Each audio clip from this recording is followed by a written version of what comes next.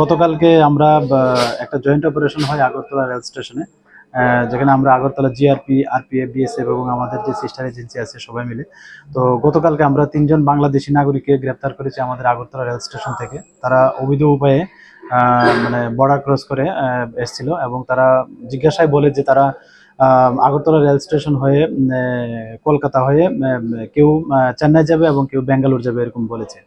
তো আমরা গতকালকে ওনাদের এগেনস্টে আমাদের আগরতলা জিআরপি থানাতে একটা মামলা নেই, যার মধ্যে বিএনএস অ্যাক্ট, আইপিপি অ্যাক্ট এবং ফরেনার অ্যাক্ট আছে।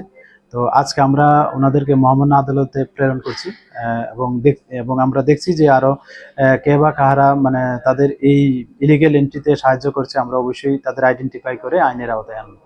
তাদের নামগুলো এবং তারা বাংলাদেশের কোন জায়গায় বসে? 3জনের মধ্যে একজন হলো মেয়ে এবং 2জন হলো যুবক। তো মেয়ে যিনি, ওনার নাম হলো কামরুন নেসা, উনি অ্যাকচুয়ালি ঢাকা জেলার অন্তর্গত, এবং অন্য 2জন হলেন মোহাম্মদ ইসমাইল হোসেন এবং মোহাম্মদ নূর হোসেন। তারা 2জনই চট্টগ্রামের বাসিন্দা, যা বাংলাদেশের অন্তর্গত। তো আর আমরা তাদের কাছ থেকে 3টা স্মার্ট মোবাইল ফোন পেয়েছি এবং কিছু ইন্ডিয়ান ক্যাশ কারেন্সি এবং তাদের যে বাংলাদেশে ভোটার আই কার্ড, এগুলি আমরা পেয়েছি। তো আমরা মোবাইলগুলিও খতিয়ে দেখছি যে তাদের সঙ্গে কে বা কারা যুক্ত থাকতে পারে। তো অবশ্যই আমরা তাদের আইনের আওতায় আনবো।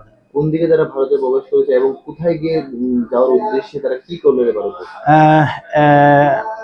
তারা তো এক এক সময় এক এক স্টেটমেন্ট দিচ্ছে। তো আমরা এখন তদন্তের স্বার্থে আমরা যে দিক দিয়ে তারা আসছে বলছে, আমরা এখন বলতে পারছি না, এগুলি মানে আন্ডার ভেরিফিকেশন। আর তাদের জিজ্ঞাসা বললো যে কামরুন নেসা, উনি বলছেন যে উনি কলকাতা হয়ে ব্যাঙ্গালোর যাবেন।